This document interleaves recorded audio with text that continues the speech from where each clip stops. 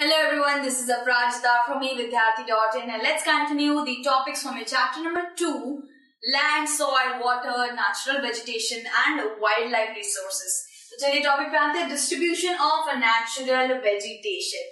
ठीक है, इससे पहले हमने करा था नेचुरल वेजिटेशन के बारे में और वाइल्ड लाइफ के बारे में। अब देखते हैं कि नेचुरल वेजिटेशन डिस्ट्रीब्यूट कैसे हो रखी है। यहाँ पे हम बेसिकली जंगलों के बारे में पढ़ेंगे। ठीक है, तो चलिए, growth of forest depend on temperature and moisture.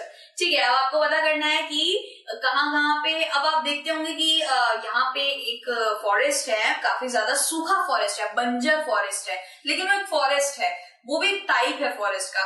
तो वहां पे इतना ज्यादा सूखा क्यों? फॉरेस्ट तो हमेशा ग्रीन ग्रीन होते हैं, एकदम हरे भरे होते हैं, ऐसा नहीं है। फॉरेस्ट हमेशा अलग अलग तरीके के होते हैं। कहीं कहीं पे पत्ते गिरते हैं, अपने आप को झड़ते हैं, और कहीं कहीं पे हमेशा ग्रीनरी बनी रहती है। सो ऐसे अलग अलग तरीके के भी फॉरेस्ट होते हैं। तो फॉरेस्ट डिपेंड, उसकी ग्रोथ कहाँ डिपेंड करती है? मॉइस्चर और क्लाइमेट पे। यानी कि जहां बहुत ज्यादा बारिश होगी वहां पे बहुत ज्यादा हरियाली रहेगी, जहां बिल्कुल थोड़ी सी बारिश कम होगी वहां पे थोड़ी बहुत हरियाली प्लस थोड़ा बहुत सूखा रहेगा। जहां पे बिल्कुल ही नहीं रहेगा उसको आप डिजर्टेड एरिया मान लीजिए, जहां पे बहुत कड़े सूखे पत्ते होंगे और बहुत ज्यादा क्या कहते हैं उसको, चुभने वाले पत्ते होंगे। आपने देखा होगा, आप जब रोज को ऐसे टच करते कितने ज्यादा चुभने वाले थॉर्नी निकले रहते हैं एकदम कीलों की तरह, तो वहां पे वैसे वाले होंगे। तो हर जगह अलग अलग तरीके के आपको टाइप्स मिल जाएंगे। अब यहाँ पे देख लीजिए अलग अलग फॉरेस्ट के क्या क्या टाइप्स हैं। ग्रासलैंड आ जाता है, स्क्रब्स आ जाते हैं, टुंड्रा आ जाता है। ठीक है, तो टुंड्रा भी एक तरीके का फॉरेस्ट है। अभी हम ग्रासलैंड और स्क्रब्स को ले लेते हैं। ग्रासलैंड वो होता है जिसमें बहुत ज्यादा हरियाली होती है, लैंड होता है विद फुल ऑफ ग्रास। ठीक है, लैंड होता है विद फुल ऑफ ग्रास। ये देखिए यहाँ पे इसको आप ग्रासलैंड कह लीजिए क्योंकि ये ग्रास का लैंड है। ठीक है, एंड ग्रास हमेशा हरी हरी होती है, बड़ी हरियाली वाली होती है। और ये है स्क्रब्स। ठीक है, जहां पे आप देख सकते हैं, देखिए कितने कांटेदार, मतलब ऐसे करके टहनियां बन रहेंगी तो कांटेदार इसमें थॉर्नी बुशेस निकले होंगे या थॉर्नी कीले निकली होंगी। ठीक है, सो ये हो गया स्क्रब्स एंड ये हो गया ग्रासलैंड। तो ये भी एक तरीके का टाइप आ जाता है। फिर आ जाता है thorny scrubs grow in dry area of low rainfall.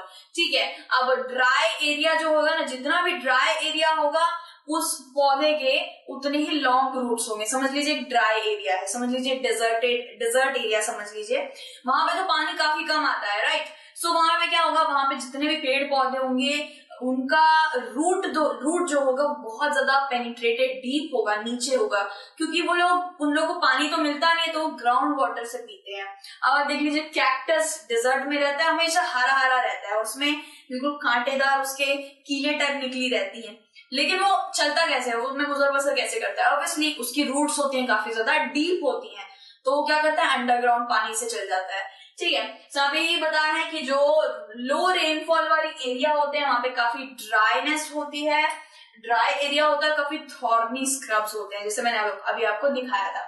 ठीक है, have deep roots and thorny texture, waxy and thorny texture, यानी कि बहुत ज्यादा rough rigid kind of texture होता है, हाथ में मुलायम नहीं लगेगा बिल्कुल, तो उसका थॉर्नी टेक्सचर होता है। फिर क्या आ जाता है, short trees and grass grow in moderate rainfall grassland. अब यहाँ पे हम ग्रासलैंड की बात कर रहे थे, राइट, ये थॉर्नी टेक्सचर है, यहाँ पे पानी कम होगा, और यहाँ पे हम ग्रासलैंड की बात कर रहे थे जहां पे पानी बारिश होती है लेकिन एक मॉडरेट अमाउंट में, यानी कि कम भी होती है ज्यादा भी होती है, बहुत ज्यादा नहीं होती है। ठीक है, तो यहाँ पे आपको क्या मिल जाएगा, छोटे छोटे ट्रीज मिलेंगे जिनकी स्टंटेड ग्रोथ है, यानी कि जो काफी ज्यादा छोटे छोटे हैं। ठीक है, स्टंटेड ग्रोथ वाले ट्रीज आपको मिल जाएंगे। और क्या बोला गया है यहाँ पे कि यहाँ पे रेनफॉल मॉडरेट होता है, यानी कि कम भी नहीं होता ज्यादा भी नहीं होता। ठीक है, उसके बाद क्या आ जाता है, उसके बाद आता है forest have abundance of water. बहुत से फॉरेस्ट होते हैं जिनके पास भाई भरपूर मात्रा में पानी होता है, ग्रीन फॉरेस्ट होते हैं, तो वो भी हम पता करते हैं कौन से हैं। Evergreen do not shade their leaves in any season. अब यहाँ पे जिसमें सबसे ज्यादा जहां पे पानी आता है ना, सबसे ज्यादा जहां पे पानी गिरता है उसे कहा जाता है एवरग्रीन फॉरेस्ट। इसको आप ट्रॉपिकल भी कह सकते हैं। ठीक है, ट्रॉपिकल। एवरग्रीन फॉरेस्ट क्या होता है जरा देखते हैं। एवरग्रीन फॉरेस्ट भाई यहाँ आपको दिख ही जाएगा कि यहाँ जहां सबसे ज्यादा हरियाली दिख रही है ना, this is the one evergreen forest. जो इधर हरियाली हर वक्त इसलिए रहती है क्योंकि यहाँ से पत्ते गिरते ही नहीं है। एवरग्रीन फॉरेस्ट में कभी भी पत्ते गिरते ही नहीं है, वो अपने पत्ते नहीं झड़ते और वो थ्रू आउट द सीजन क्या रहते हैं, हरे भरे रहते हैं। और एक पर्टिकुलर टाइम पे वो लोग अपने पत्ते झड़ाते हैं, लेकिन ज्यादातर वो ऐसे ही हरे रहते हैं क्योंकि पानी की कमी इधर बिल्कुल नहीं होती है। फिर क्या जाता है, फिर हम एक और की बात कर लेते हैं, डेसिडुअस। ठीक है, deciduous shade their leaves in a particular season. अब डेसिडुअस में क्या होता है कि यहाँ पे ये लोग सीजन, एक पर्टिकुलर सीजन पे अपने पत्ते झड़ देते हैं। और सीजन तो देखिए कितने आते रहते हैं, ऑटम, स्प्रिंग, कभी विंटर आ रहे, कभी समर आ रहे, तो कितनी जल्दी जल्दी ये लोग अपने पत्ते झड़ा देते हैं। लेकिन एवरग्रीन में ऐसा नहीं होता, सालों साल के बाद ये लोग अपने पत्ते झड़ाते हैं। ठीक है, अब एवरग्रीन की बात करें तो एवरग्रीन ये वाला आ जाता है और ये आ जाता है डेसिडुअस। आपने देखा होगा मेपल वाले पत्ते नहीं होते, वो ऑरेंज ऑरेंज कलर के पत्ते पेड़ नीचे गिरे पड़े रहते हैं, हम चल रहे होते हैं तो कितने सारे पत्ते गिरे होते हैं, उन पत्तों को साफ भी करना होता है। सो ऐसे फॉरेस्ट भी होते हैं जो एक पत्ता गिरता है तो दूसरा आता है, एक पर्टिकुलर सीजन में वापस आ जाते हैं पत्ते, लेकिन ये अपने पत्ते झड़ाते रहते हैं। सो डी से यहाँ पे आ जाता है डेसिडुअस। ये वाला जो है ये है डेसिडुअस, जो अपने पत्ते झड़ाते रहते हैं। They shed their leaves in a particular season.